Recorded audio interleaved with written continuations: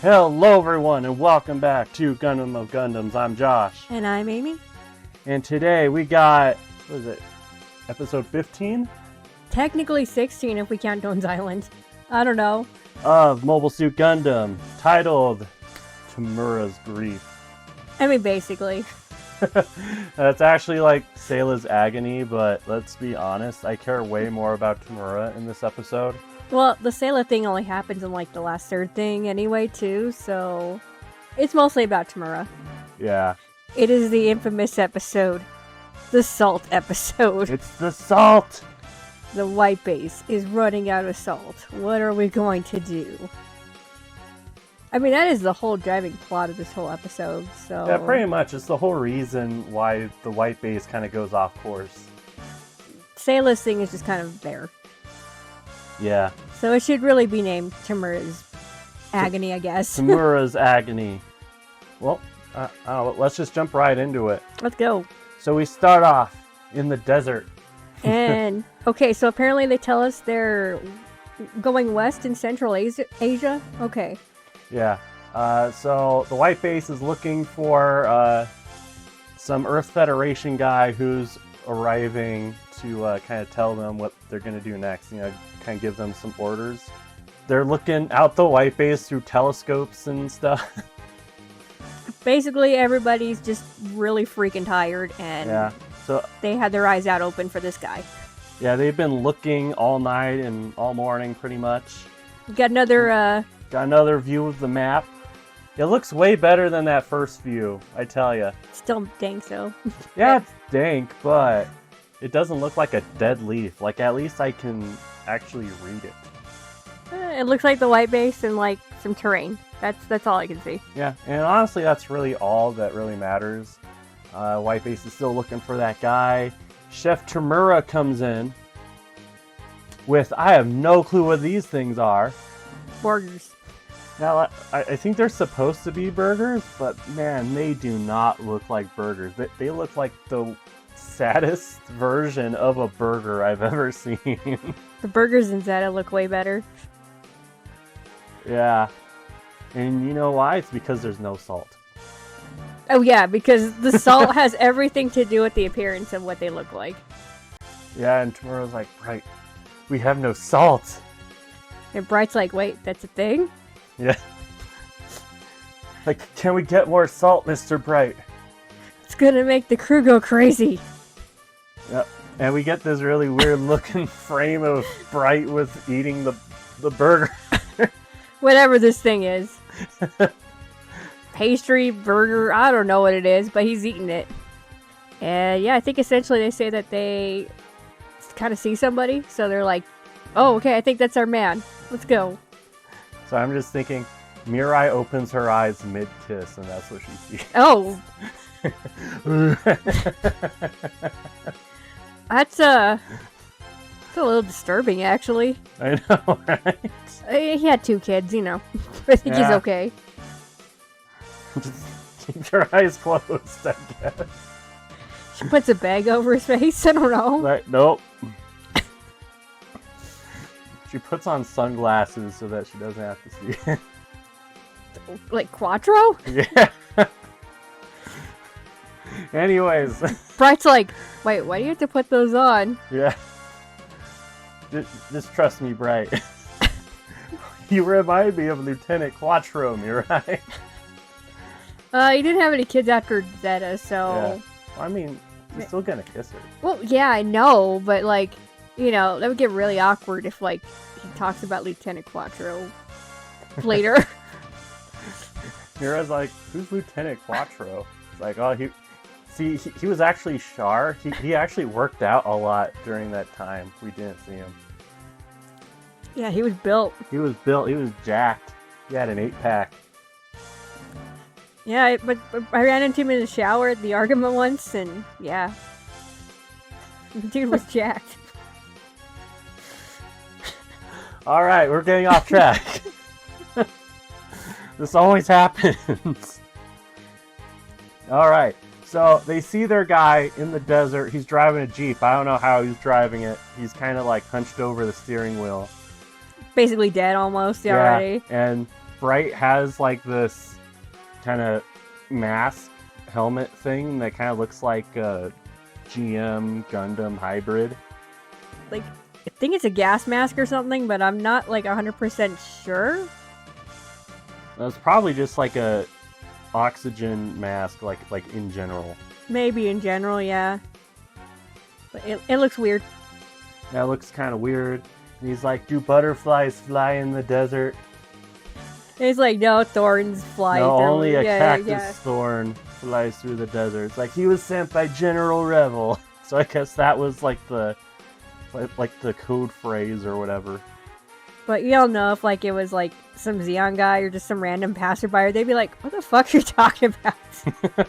Butterflies aren't around here. What the hell? And then we just see a random butterfly fly past them. It's just like, oh, no shit. Anyways, they bring him aboard the white base. So apparently, the medical guy on the white base, his name is Sun Mallow. And we looked up like his page on Wiki, and he has a page, but like literally just says part of medical team, and then that's about it. There's like nothing else there, so they must not like Sun Mallow very much.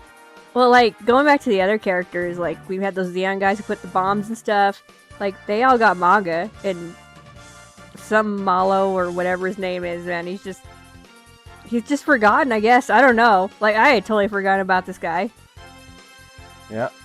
Iselina's in 2 episodes, and she has a whole plot in a whole different manga. And then we have Sun Mallow. Yeah. Oh yeah, we didn't also mention like the English version again. Remember, it changed up the music Yeah, I changed up the music. in that first kind of opening desert scene. And there is a lot of like blowing wind sound effects in this, I guess, to make it sound more deserty. I don't know. Is that a word? Well, I guess I could see like during the sandstorm, but after that, like it's still there. Mm-hmm. So it's kind of like, Yeah, it's kind of like it overstays its welcome. That's for sure. yeah, like you don't really notice it on the first watch, but when you start comparing it, that's when you start to notice. See, we have to just do that every time. Is just watch it basically on top of each other. Just at the same time. You can tell so much difference, like sound effects and music. So, anyways, back onto our story. Yep, back onto the story. So the guy sent by Revel is talking about how you have to cross the Caspian Sea Odessa Day in 5 days. for Odessa Day, and this is kind of the first time that they're hearing about Odessa Day here. God, this is the first time we actually have like landmarks. We actually get some like idea of where the white base is. Yeah. I just want to bring up the contrast with the movie, because in the first movie we got told about Odessa Day during that conversation during Time Be Still. Yeah, the episode 14 one that they completely changed with Matilda and Bright. So Yeah. that's when we actually heard about Odessa Day there. And here, this is the first time we hear about it here. Random dude who we don't know. Random dude who we don't really know if he dies or not. I think Caleb like brings up he has blood loss, but we're like, wait, where? Yeah, like where? And what would have caused him to have so much blood loss? Who knows? But, you know, we don't see him die on screen. We don't know his name anyway, so it really doesn't matter. Yeah, it doesn't really matter. He's just an NPC. Yep. But this guy does get very specific. He's like Lady Cassilia's attendant, Mukuve. He's in charge of the mines, and that's who we're trying to get rid of or make him run away, pretty much. Yeah, there's a lot of resources in those mines, so that's why we're going to attack them. Yeah. Now, after this... Oh, actually, before we move on to the next scene, I did want to bring this up. Mm-hmm. In the Japanese version, Sayla asks, like, hey, we're not part of the military, right? It's like, what are you talking about, Sayla? In the English one, she says regular military. Yeah, like regular military. I'm like, okay, that's a lot better, because yes, you are part of the military. Like, you might not be part of like the front lines. You might be trying to get a very secret equipment to Jabro, but you know, like, you're not like front lines guys. Even though that kind of gets changed here, they kind of get turned into front lines. It's a very flexible situation. Yeah, it's a very flexible situation. But yeah, I just want to bring that up because it was just like, what are you talking about? Now, after they make sure that this guy is as comfortable as he can be, Bright leaves, and Chef Tamura talks to Bright again about the salt. Because this is Tamura's story. It is his story. He is the main character in this story. I mean, kind of he is. Yeah. And he brings up that during the last battle, the salt storage got hit. And we need to determine right now where that salt storage is. Yeah, you need to flash up that picture of the white base that has all like the I think it was done by Zionic, but he translated all of the stuff like different parts of the ship. And it's like, I want to know where the damn salt is stored. I mean, because the last time it would have been against Rumbarol. I don't remember the white base taking any damage. I don't think it did. The only other time is when they had to fix the engines a few episodes ago.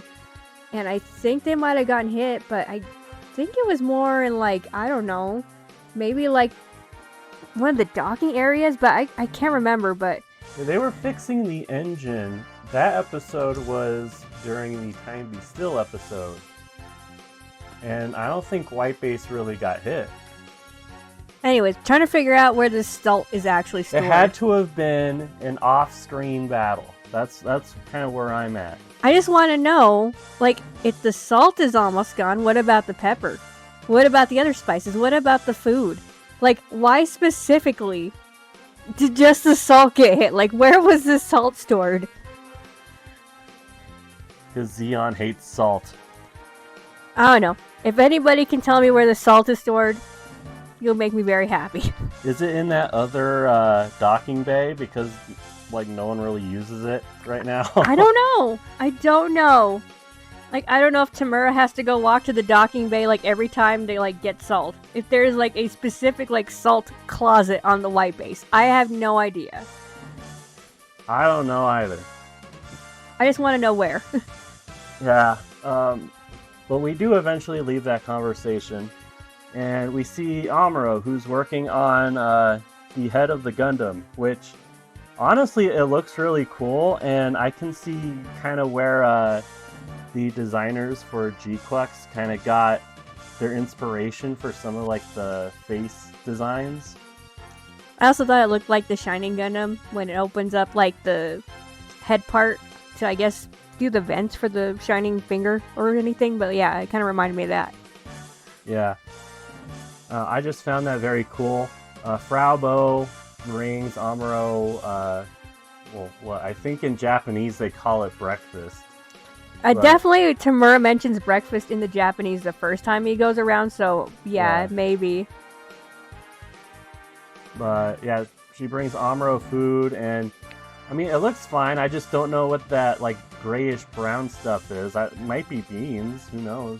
Yeah, it's like everything is so detailed, like the bread and the apple and the salad and stuff with the egg in it. You could tell that, and then all of a sudden you have just like gray blob. Just mush. Yeah. Mystery meat. Yeah, so in my opinion, it has to be beans. Only thing it could be. In my opinion, it just looks gross. Yeah. Now, Bright is trying to help my brother Tamura out.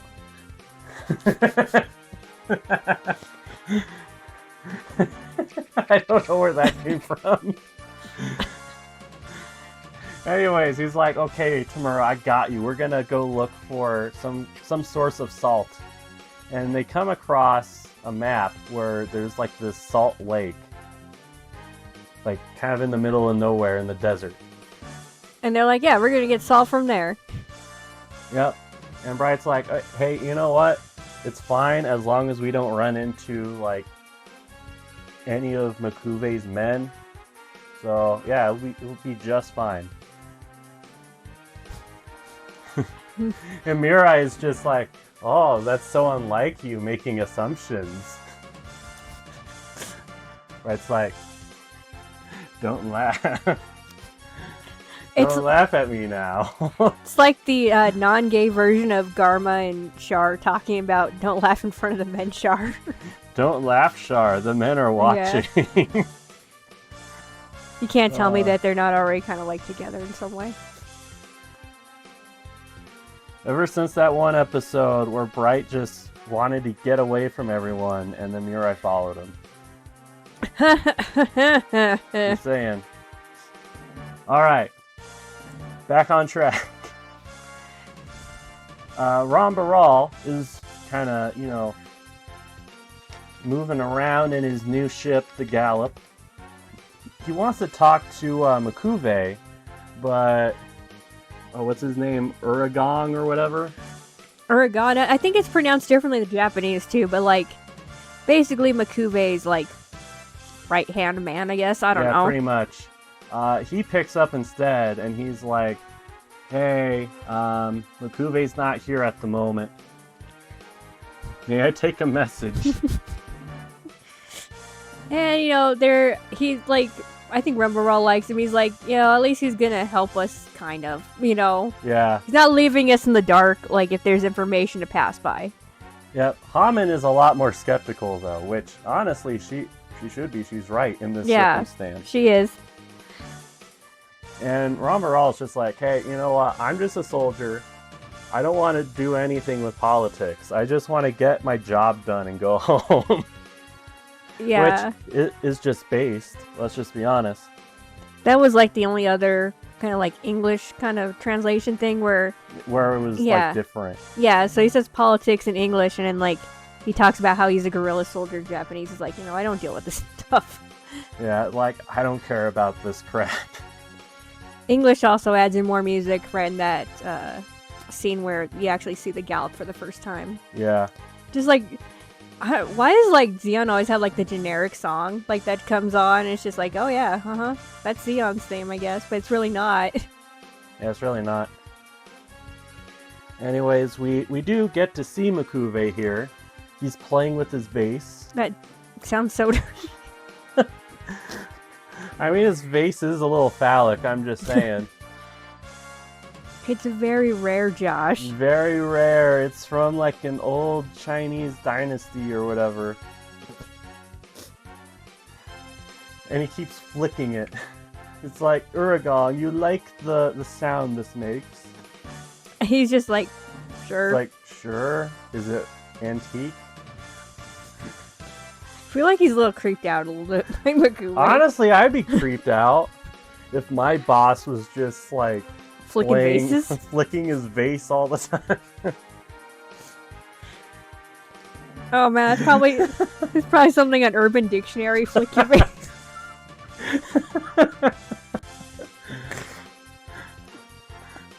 Oh my god, I have to look at that now. After this video, I'm gonna look up flicking your vase on...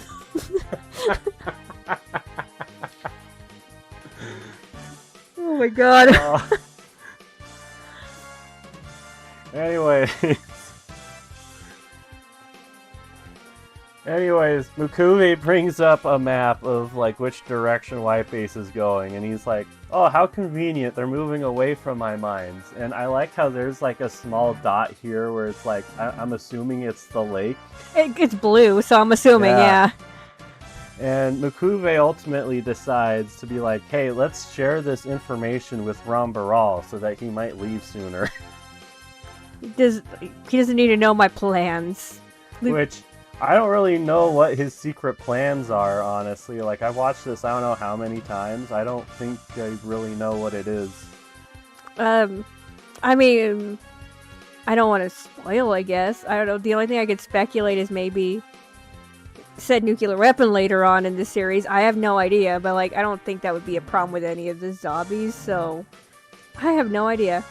I guess just the fact that maybe Cassilia is taking all the resources and not sharing them? Who knows? Maybe, who knows? Remember you said that Makuve looks like Elder Toguro? Yeah, I kind of noticed during our watch through that, like, Mukube looks like Elder Toguro, you know, like the creepy looking one from Yu Yu Hakusho. He just doesn't climb on, like, hit somebody's shoulders or something.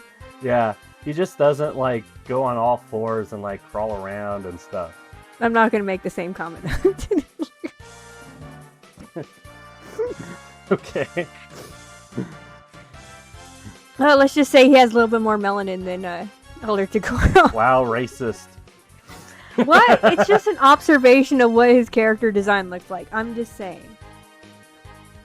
He's creepy looking. That's all that matters. Is Mukube is like really creepy looking. So yeah. Oh wow. What? Anyways, we leave the scene. He flicks his face again.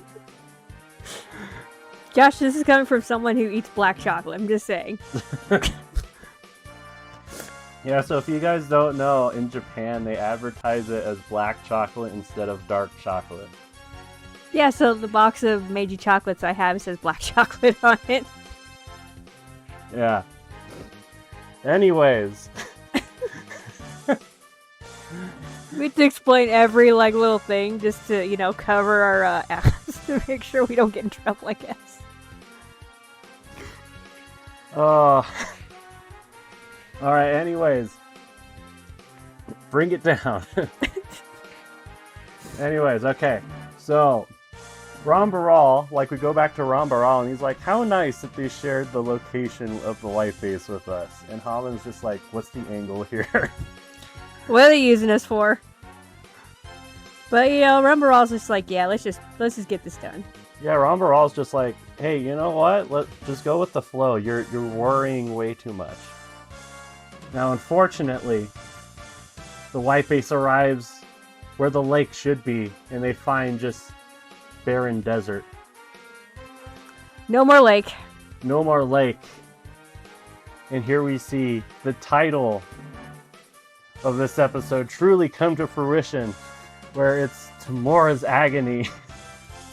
Like, bro is about to commit seppuku right on the white base like bridge.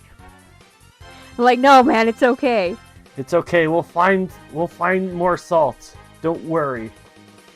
So yeah, Mirai just basically asks, "Hey guys, how long has it been since this map was made, and do we have any more resources? Can you Google it, please?"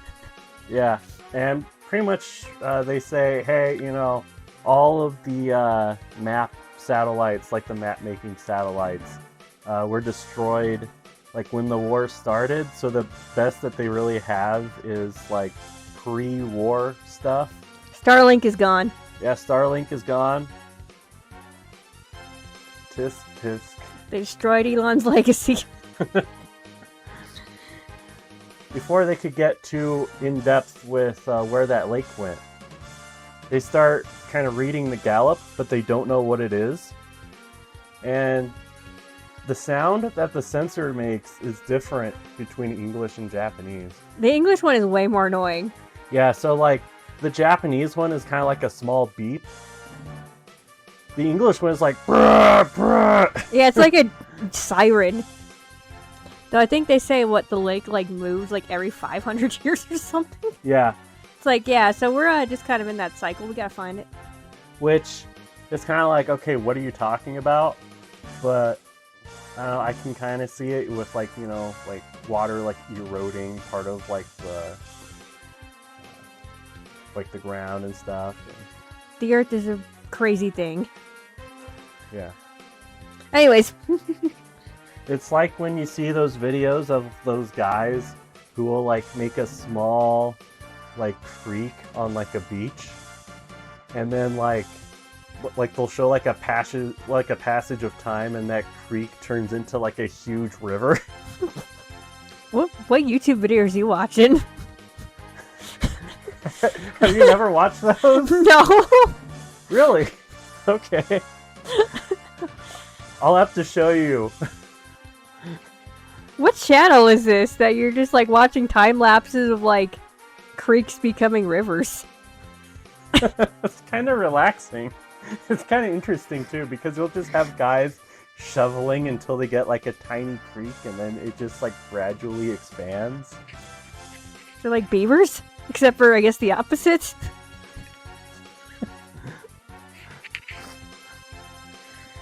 Oh my god. I'll have to show you later. This episode is just going nowhere, man. Yeah. Anyways,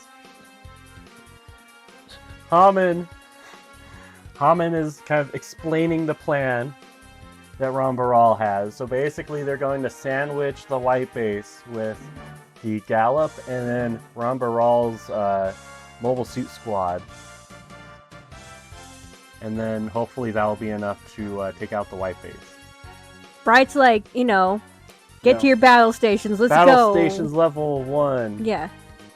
Go do that. No one notices Sayla slip away because she notices they're like, only one unit? And she's like, just one? Could it be Char? Yeah, and essentially she like disappears off screen, and then that's when Amuro and Ryu run to the hangar, and they're about to sortie, and they're like, who's in the Gundam already? the Job John is like, I thought Sayla had special orders. It's like, no. Who told you that, Job John? This is a huge Job John L right here, and he doesn't take many L's. I'm just saying. I mean, he's not in enough Gundam really to take a lot of L's, but sure, yes. Anyways, Sayla launches the Gundam, and then right away she feels all that G-force on her, and she's like legit about to throw up in the cockpit. I don't think she does. I mean, she might. Who knows? But yeah. Hopefully not. Yeah, that's why I said she's about to. Well, I'm just saying, like, I hope she didn't. That would be more cleanup for Amuro, especially after what she's about to do, so. It's like, gee, Sayla, now it smells in here. Ew. I know. Anyways, here we start to get into the battle, which, really good animation, actually. Oh yeah, I mean, compared to like some of the other stuff we've gotten, minus the movie we've seen, yeah, this is pretty good actually. Yeah. Honestly, I think this is kind of where the animation kind of stabilizes, in my opinion. Well, I know the lead animator, he was hospitalized for a while, so I don't know if he came back around this time or maybe a little bit after this, but yeah. You can tell the animation quality is definitely better than it has been, especially in some other episodes, so. Yeah, and like the last 2 episodes, I don't know, kind of 3, I guess. Doan's Island. Yeah, Doan's Island. Although, like we said in that review, I don't think it was the animation that makes it infamous. Yeah, I don't. Plenty of other times where animation looks kind of janky. But Sayla's out here, and she's like, I gotta make contact with a Zeon soldier. And it's like, why? I want to know what, like, spurred this on, like, all of a sudden. Like, yeah, this was super all of a sudden. Like, there was no, like, build-up in the previous episodes about it. And kind of later on in the series, Sayla will be a little bit more vocal about this kind of thing. Involved. Yeah, like, involved. But here, it just kind of comes out of nowhere. Yeah, especially since the last time she knew that Char was on the battlefield was probably against Garma. Yeah. And that was a while ago. Yeah. I mean, obviously, we're not in North America anymore, where that happened, so. Yeah. And then she tries to fight the Zaku, and it really does not go well. She's like, I'm aiming properly. Why is it not hitting? Well, you're clearly not aiming properly. This is the we don't let women drive episode, I guess. And I'm saying that as a woman. I'm just saying that. Yeah, she said it, not me. So, this channel is in the clear. But, like, I think this is what we were talking about. Like, the whole Sayla's agony thing does not happen until, like, the last third of the episode, which is kind of funny that the whole episode is called that. Yep, the whole episode is called Sayla's Agony, but we don't really get a whole lot of Sayla's agony. Well, right now she's feeling a lot of agony because, she can't hit anything. And yeah, she's getting her ass kicked. Basically, yeah. She's not doing very well.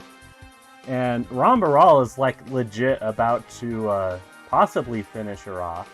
Probably not, but probably at least destroy the head of the Gundam at this point. Mm-hmm. And then Amuro comes in with like the gun cannon like a Chad. I mean, just look at that.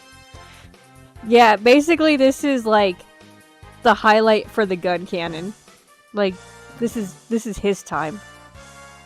Yeah, this is the highlight reel episode for the gun cannon. It's like, oh, you guys just thought the Gundam was cool. No, we got this thing. Just look at him. I mean, it's like the shoulders back. It's like got the shoulders back. He's puffing his chest out. That is a Chad. Ultimate Chad right there. Chad energy.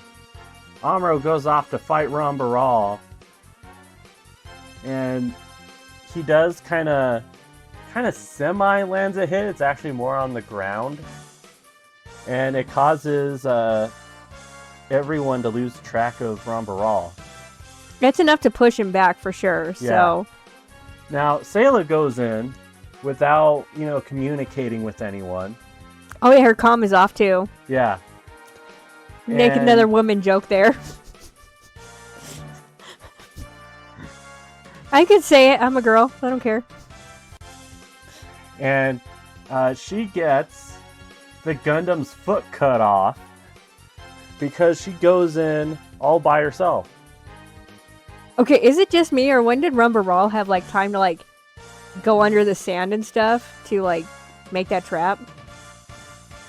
Well, he probably used that explosion to kind of hide under the sand. Okay, yeah, it might have been, yeah. I'm like, wait a second. Like all of a sudden, like that heat rod. Yeah, it's the heat rod. I know, it's stupid. It's a whip. It looks like a tentacle to me. Yeah, Rambaral uses the heat rod to cut off the Gundam's foot, which you gotta think that heat rod very powerful if it can do that to like a whole limb of the Gundam. That thing's hot. Yeah. And here Rambaral is like, yeah, if that like legit hit me straight on, or like if we weren't fighting on sand, that might have actually killed me. But with the Gundam's foot cut off, now Rambaral's men are trying to capture the Gundam, specifically Kozun. Yep. And just look at him. He looks like a goofy guy right here. he does. He does look goofy. But yeah, he gets Get it, Goof. goofy? Whoa, really? I know. Wow. But yeah, he like knees the Gundam, like with the shield. You get like a really nice like kind of paused image right there, and then Yeah. after that he just starts kind of trying to take out the cameras and everything. So Yeah, he just grabs the Gundam from behind and starts to break the cameras. And honestly, like, dude is straight up molesting the Gundam. God.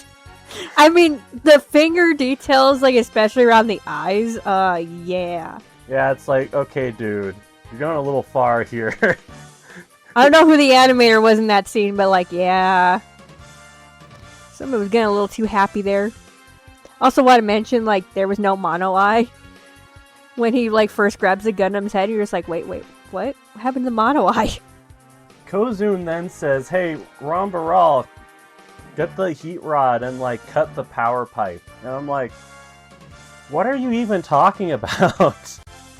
Yeah, is it like those, like, pipe things that are on the Zaku, or what are we talking about? I think that's what he's talking about on the Zaku, but the Gundam does not have any exposed power pipes. No, it's all behind armor and stuff. That's all behind armor. So how would he know where the power pipes are? I don't know, man. He's just getting cocky, I guess. Yeah. Now, this is where Rambaral kind of realized, okay, all my guys are kind of getting out of hand. They're doing whatever they want. And we're kind of spread a little thin. So he kind of checks in with everyone. And Akus is kind of holding back Amuro, but then he runs out of ammo. And it's like, oh no. And then Amuro just nails him. So there goes Akus. Add 1 to the kill count. Yeah, so I think it's 15, right? That we're on? Okay, so 15 in the regular series. So Akus is number 15. Yep, he is number 15. I don't want to get into it, but like I lost like my notes on my phone, so... Yeah, her phone went out. Yeah, I had to get a new one, so kind of have to go back to scratch and make sure I have the right numbers. Anyways, Kozun, I have no clue why he's taking off this part of the armor for the Gundam. It's like the hip side part or something, you know? Yeah. Anyways, he's like, Akus has been shot down. I need to leave. And then Amuro's like, you're not going anywhere. He even does like that talk to the hand thing. Talk to the hand. He's low-key doing a T-pose on him. It was like the Chad explosion energy of the gun cannon. Yeah. And then Amuro's like, Doan taught me this. He basically just like punches him and trips him and stuff, huh? Yeah. And like the punch knocks out the camera, and then he like kicks the Zaku's legs out from under him. So yeah, Kozun is kind of out of the battle, but he's still alive. Yeah, he does get his face knocked in though. Yeah. Like his visor is legit broken. Yeah. This is why you wear your seatbelt. Yeah, he wasn't wearing a seatbelt, was he? Nope. Yeah, we totally forgot though too, but like Ryu and Hayato actually still join the battle too. Oh yeah, they do in the gun tank, yeah. They don't do much though, we'll just put it that way. Yeah, they don't really do much. Anyways, we go back to Haman, and why am I forgetting his name? Oh my god, yeah, now I'm like, oh man, I had that name in my head. Oh. I know him, and it's very disappointing. I forgot his name.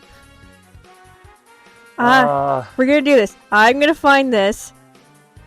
Give me like 2 seconds. Yeah, Clamp. Yeah, Clamp. Clamp is his name. Yes. Okay, we go back to Haman and Clamp. I felt like an imposter for a second there. He shows up a lot. He's like, Rumbaral's kind of like secondhand man too, so. Yeah. And Clamp is kind of upset that they can't use the Zanzibar. Yeah, which is kind of weird because they used it the last episode. Yeah. That they were in. I mean, it might be different because they were using the Zanzibar then in order to get through the atmosphere. True, it could be. So, it might be that. But Haman pretty much says, hey, the Zanzibar is still in testing. I think the Zanzibar is actually the first ship that is capable of atmospheric re-entry and stuff. Well, that and being able to operate in Earth and in space for Xeon. It might be their first model. Yeah, that might be why they just want to make sure that they keep it around. I mean, kind of comes in handy. Yeah. But yeah, that's kind of her explanation of why they can only use the Gallop, and she kind of comes with like a BS thing too, like, oh, they just trust that Rumbaral has the strength to get this done. Yeah. Now they do meet back up with Rumbaral, and he's like waving at them. He's like, "Hello, hi there."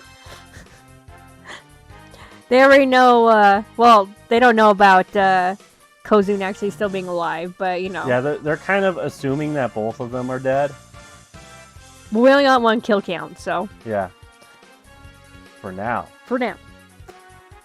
Stop spoiling people. Oh, whatever. This is like over 40 years old, Amy. Spoilers, Josh. Can't spoil something that's 40 years old. Anyways, Amuro walks back with that Zaku with absolute aura. Just look at him. Like right by the visor. Like, well, I mean, where the camera is, the mono eye camera. Amuro's just walking back in the gun cannon, just dragging that Zaku by the head. And when he does bring him in, they're all like pointing their guns at him. It's like, hey guys, we're going by the Antarctic Treaty, right? It's like, yeah, except for not getting much food. Yeah, like we're barely keeping ourselves fed, so don't expect a whole lot of food. Yeah. I think he's okay with that. He's like, basically the same thing on Xeon right now too. Yeah, it's like, hey, you know what? I get it. Like, we've been through that too. Which, I don't know, like, he's not a bad guy. No. He seems fairly relatable. Ryu and Hayato are bringing in the Gundam. In shame. In shame. Honestly, it looks like the Gundam's just drunk. just kind of in that hungover phase. It's like, oh, what happened? Oh god, what happened to my foot? Yeah. And Bright communicates with Sayla over the radio. It's like, come see me at the bridge. She's about to get scolded by mommy and daddy. Sayla makes up this this kind of excuse / cover up that she was like, oh, I just wanted to prove that a woman could fight as well as a man, which that's not why she did it. And like, I've seen a lot of people just kind of take that at face value, and I'm like, why are you taking that at face value? Like, she told us why she's doing it. Girl power, Josh. I just don't get why people take it at face value. I don't know. It's like Yune in Char's counterattack when he's like accusing Char of stuff, and people just take it at face value. He likes young girls. Yeah. It's like, do you not see that Yune is the one that's being very sus right now? I know you want to make that video sometime though soon.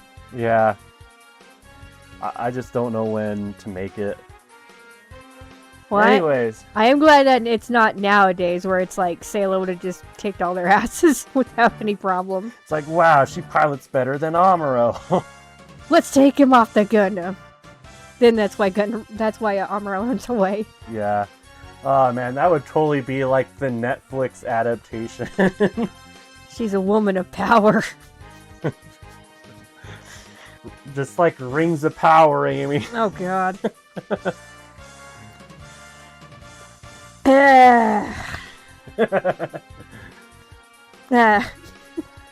Don't worry, Amy. When we eventually play Lego Lord of the Rings, you will have all the time in the world to vent. Because you will be the lore master on that one. It's true, I could be. Yeah, like, I'll be along for the ride, and like, I do enjoy Lord of the Rings, but...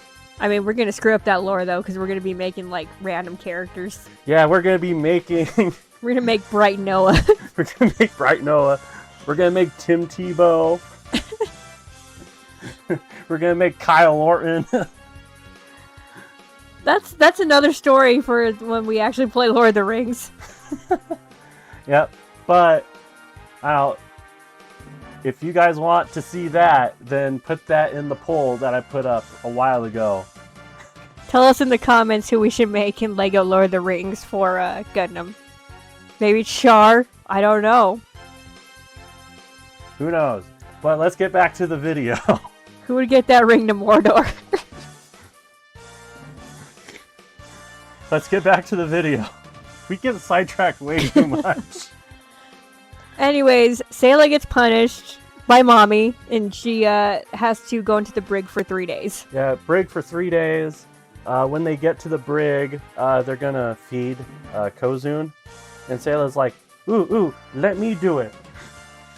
And then Ryu's like, yeah, be careful. Yeah, be careful. And then Sayla's like, hey, what happened to Char? And it's like, I don't know how Ryu doesn't hear this or anything like kind of close to like maybe like what she might be saying. Yeah, and she even turns her head. It's like, okay, Sayla, you're acting really sus here. People should be suspecting you. So basically, Kozun is like, are you talking about Char-Aznable, the Red Comet? Yeah, that's who I'm talking about. Yeah, that's who I'm talking about. Well, I think he was disgraced after Garma died, so I think they sent him home. And she's like, oh, thank God, thank you. I don't know why I'm making Sayla sound like a surfer dude. She just sounds so disinterested. Yeah, bro, thank you. Yeah, bro, thank you. Surf's up, dudes. You watching Point Break again? Point Break, surf ninjas. And Ryu's just like, oh, what was that about? What was he talking to you about? And she's just like, oh, he was trying to buy me off.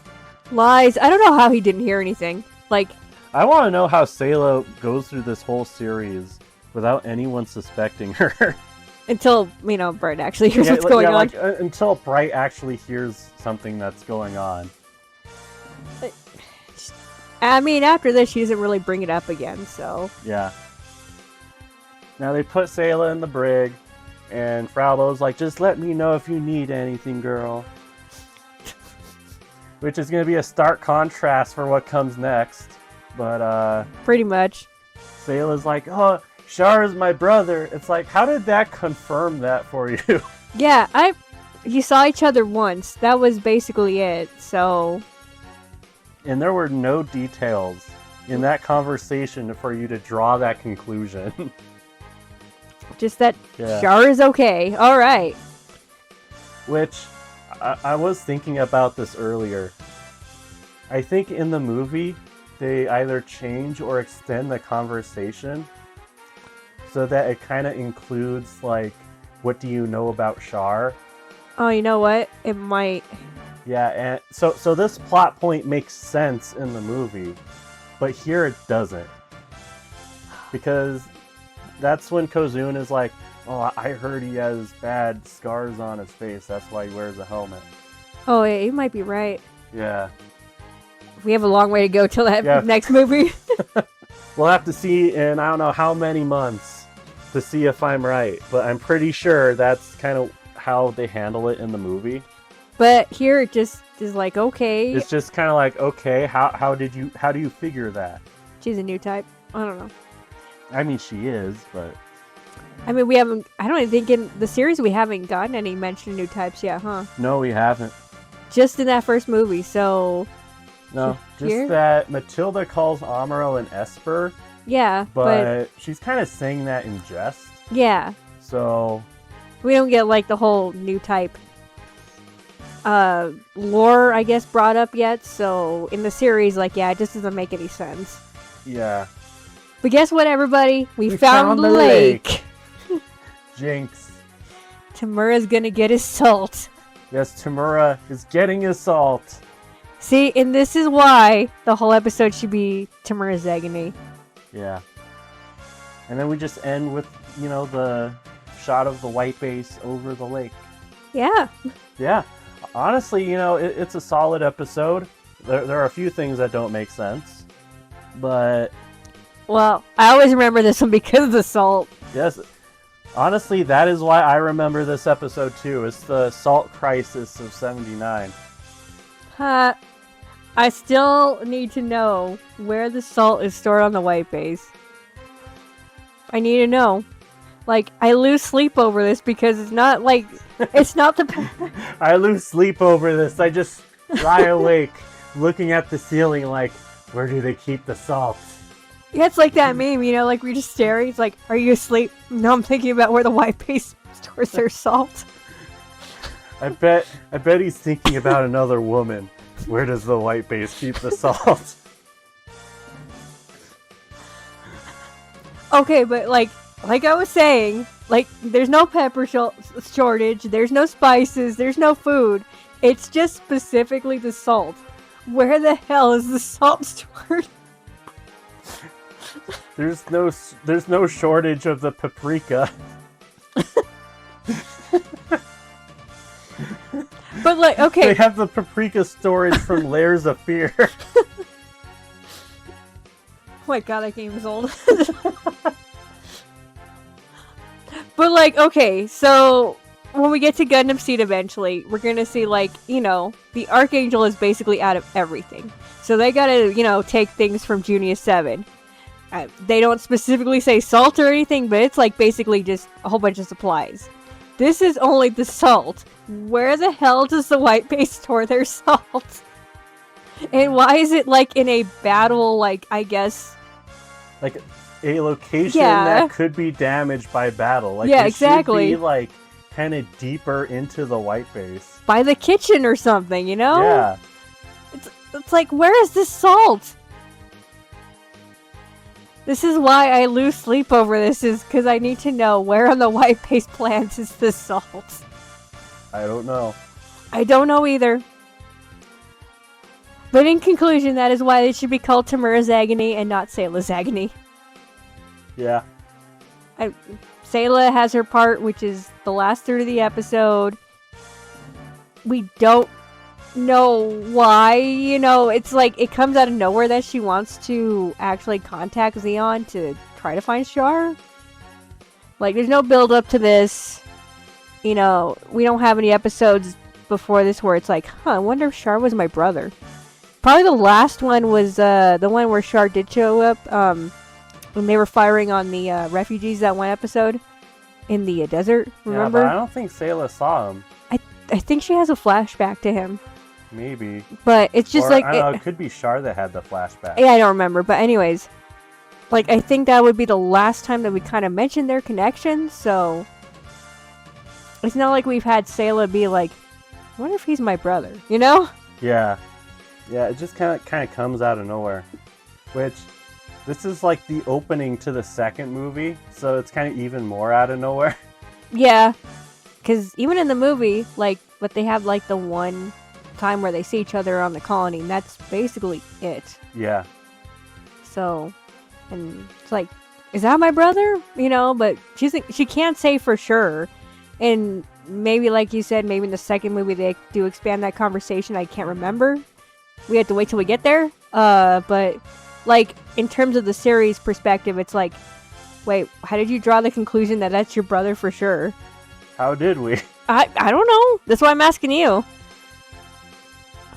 I don't know. I think it's just something that they didn't really think about at the time. It just kind of slipped past the writing team, probably.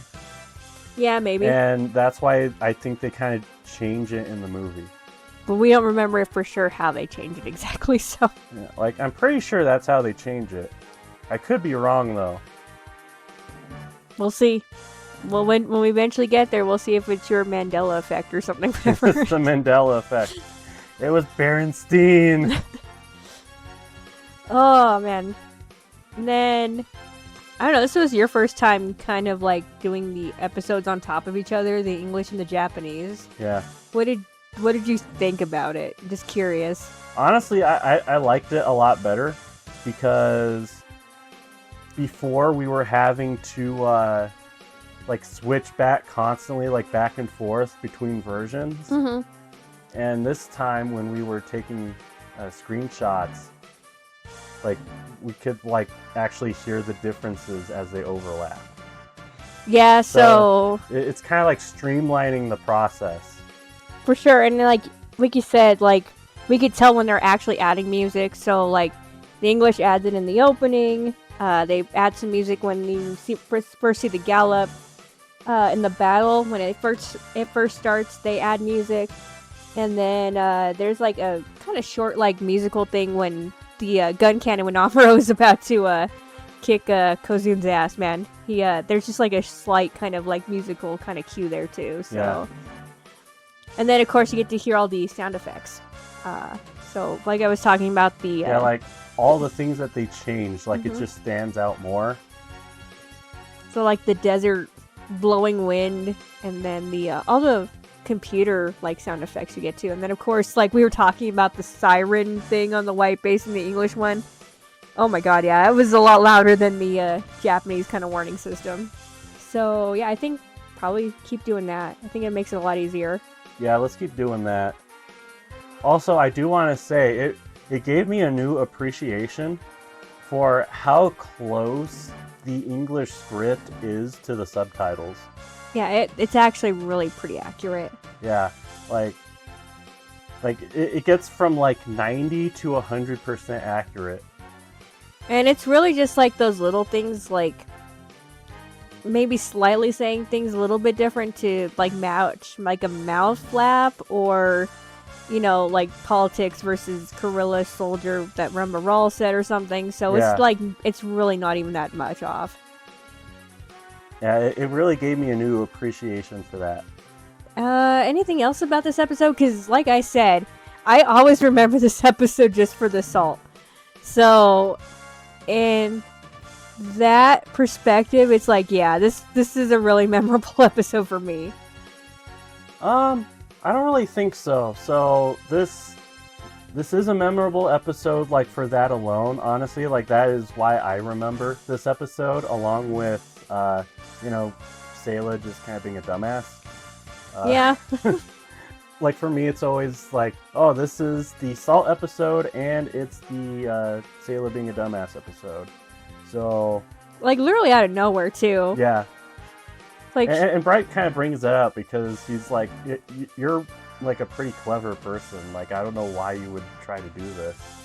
thankfully, this isn't the end of, I guess, female protagonist piloting Gundams, so... And she does become a lot better of a pilot. Yeah, she does get a lot better as a pilot. She pilots the Gundam, like... A little bit later on. A little bit later on. And then she gets upgraded to, like, the G-Fighter. Mm-hmm. So... This is, like the introduction of her being on the battlefield, which isn't very good. But she's going to be way better later.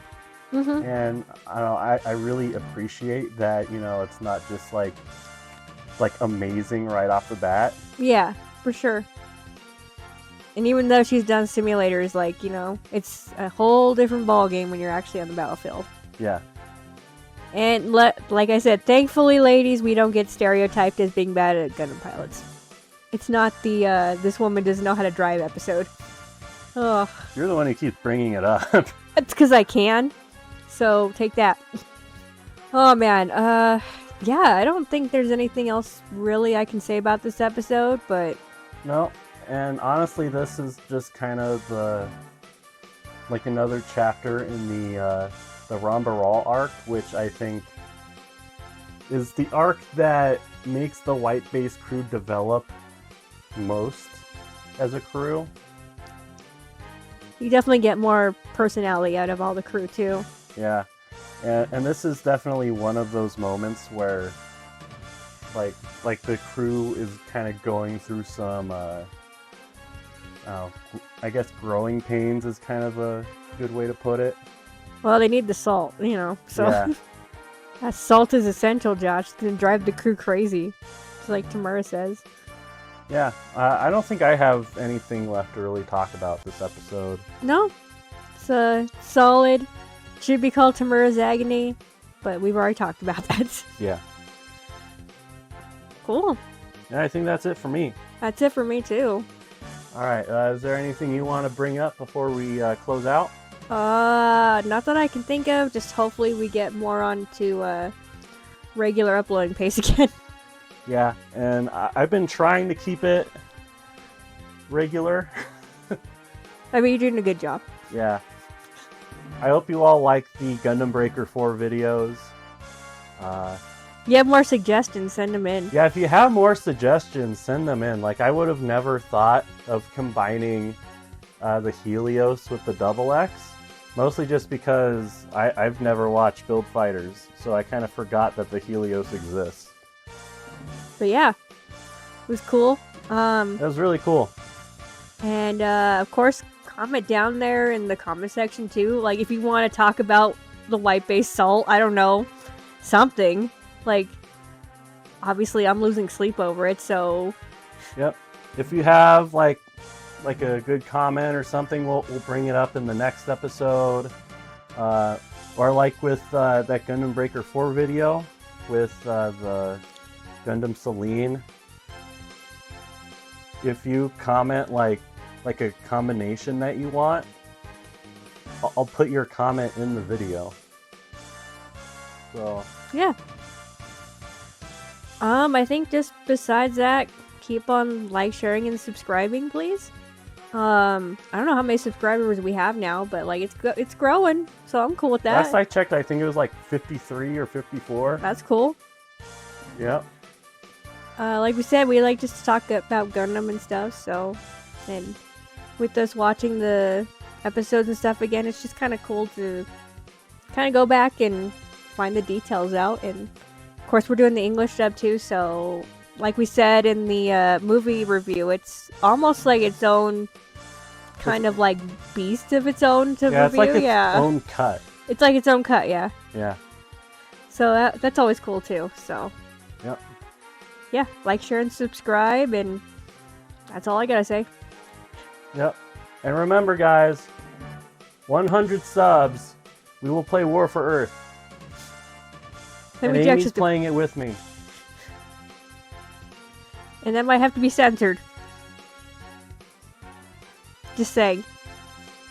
Oh yeah, probably will. Cool. Yep. But that's it for us today. Please like, share, subscribe, hit that notification bell, and we will see you guys next time. This has been Josh. This is Amy. See you later. Bye-bye.